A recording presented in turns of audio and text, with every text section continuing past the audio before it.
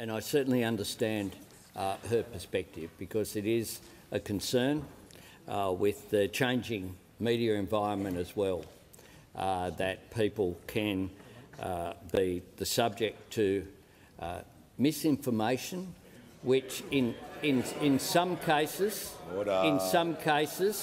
is just about politics, but in some cases can be dangerous. And Order. Members on my left. Well, perhaps I wasn't going to give a specific example, but I will. Order. I will.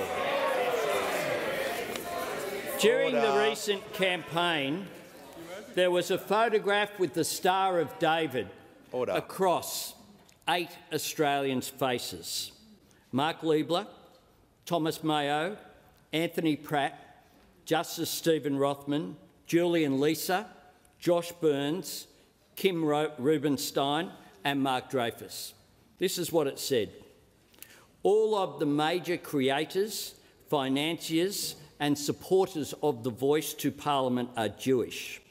Ask yourself why 0.38% of Australia's population is using 3% as a battering ram against the rest of the country every single time, full stop.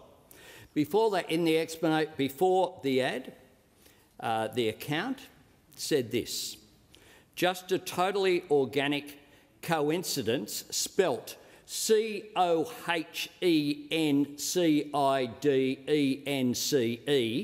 for the betterment of Australia, and totally not the latest chapter in the thousand-year-old hate and attempted destruction of white people.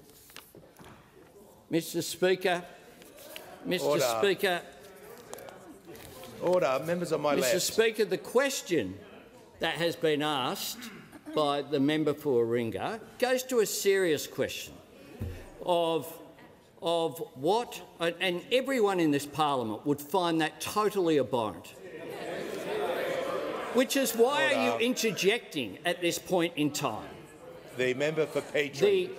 The member for... I'm not going to give a free ad to those people. I wasn't going to go through. There's a number of them along those lines.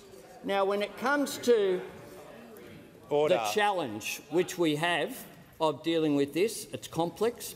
You don't want to interfere with any freedom of expression, but you also want to make sure that elections can be held and democratic processes can be held in an appropriate way. Now, the minister is undertaking appropriate processes to deal with that, and I look forward to working with the member for Warringah